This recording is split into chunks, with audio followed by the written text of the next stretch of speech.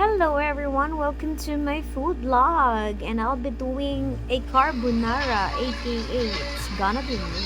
Oh, thank you for watching and here's the ingredients. You better check this one. Luto kami ng carbonara. Craving lang kami ni Gonna Be Alright that time during December. Month of December. Ayan, nagluto ko. So, gonna be alright ng carbonara. Check this out, guys. Hope you enjoy watching and you better check the ingredients. What I use for this recipe. So, a mekos-mekos, that one. Do you know what is mekos-mekos? I made mekos-mekos for that. And ayan, pinaluto ko ang bacon sa sarili niyang mantika. Diba? Ganyan magluto ng pagkain sa sarili niyang mantika. Ayan po, pinaluto ko muna yung bacon para mas masarap. Pina-crunchy yung pina-red natin sa plate. So, ayan na. Naluto na at hinaon ko muna yung bacon kasi baka matuspa na yan.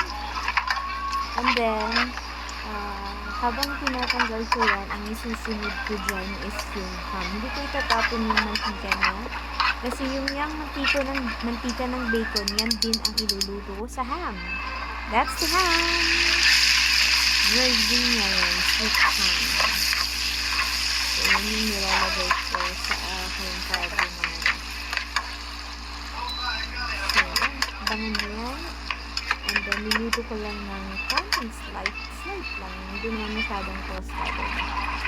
So, ayan na po. Naglagay na po ako ng butter. Yan, butter po ang ginamit ko talaga sa paggisa ng mga recados. So, mag-umpisa na tayo. Maglagay ng butter. At pagka mainit na, ilagay yung garlic. So, yan yung garlic natin dyan. Paluto lang natin ng saglit. So, abangan natin yung konting pagka-light ng konti. Maglabas lang yung aroma ng garlic. And then, isunod po natin yung onion. Konti lang yung nilagay ko. Gusto ko lang siyang magkalasan din yung onion. Mag-post ka lang pagka. Habang mekos-mekos, ilagay po natin yung mushroom. So, bumili na po ako ng mushroom na nasa can para hindi mahirap ang buhay. So, ayun. May mekos-mekos pa natin ulit. That is what we call mekos-mekos. So, pinapok natin ng slice yan. Lalagay na ako ng sauce. Tapos, bago natin ilagay yung carbonara sauce. So, mga 2 kilo, it's 1.5 kilo na pasta. So, gumawa ako ng sauce niya. So, good for 1.5 kilo. So, hindi ko na pinakita ko yung mga brand. Basta yun na yun. Kayo na ang bahala kung anong lalagay nyo.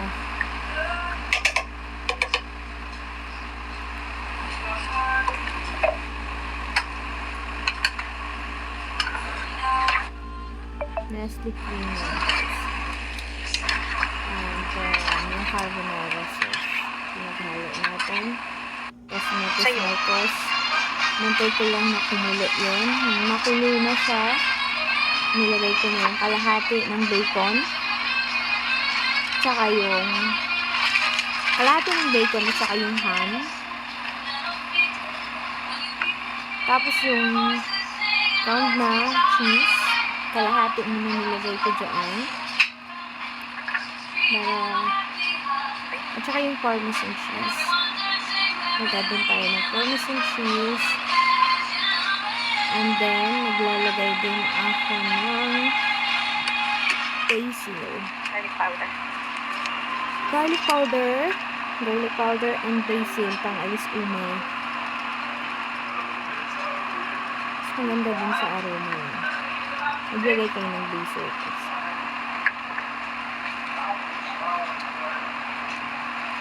So, mekos-mekos ulit. Pakuluin lang natin ng slight yaan para maluto lahat ng ricados. Yan po yung ricados ng unang pakulo.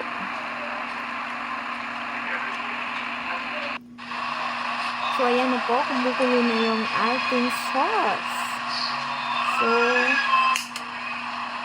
ilalagay na natin yung pasta. Unti-unti natin ilalagay yung pasta, guys. Dahan-dahan at hinaan ko na rin mag-apoy niyan para hindi naman maglambot yung pasta natin. So, dinahan-dahan ko sa paglagay dyan. Tapos, may final pa ng timpla talaga yan. After kong nilagay lahat ng pasta, tinimplahan ko pa ulit yan. Dinagdagan ko na yung mga natira ko ng avocados. Hindi ko siya inubos. Kasi nagtira din ako ng pang-toppings. So, I make mekos-mekos.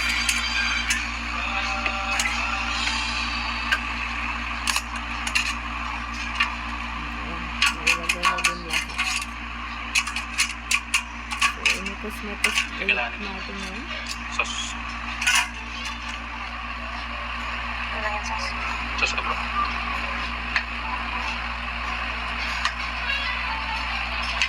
Mekos muna ulit natin bago natin ilagay yung siniparate ko na sauce. Kasi may sinagdat ako ng sauce, baka umapaw. Ayan. Dinagdagan ko na ng cheese. Inilagay ko yung mga natira. Yun na yung final na timpla. Yung bacon ulit. At saka dagdag din ako ng isang cheese dyan. It's the final timpla.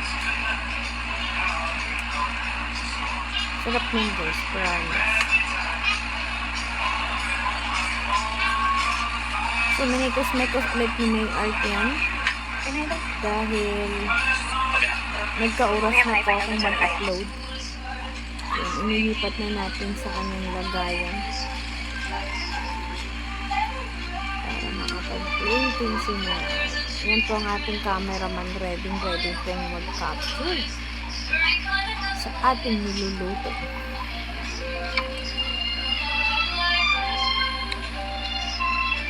Try nyo itong recipe na to guys, masarap yun. Kaya,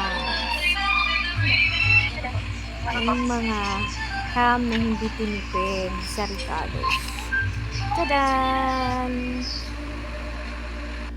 So, ano ba ang partner ng ham? Carbonara.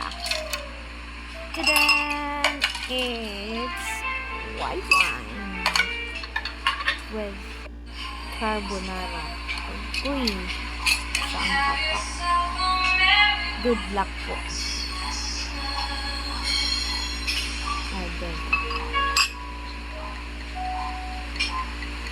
Cheers po. That's our dinner, by the way. Carbonara with white wine. Cheers everybody, and thank you so much for watching, of course. And I hope you will try this recipe of mine. And let me know if you tried my recipe, by the way. Thank you so much for watching. And Happy New Year, everybody.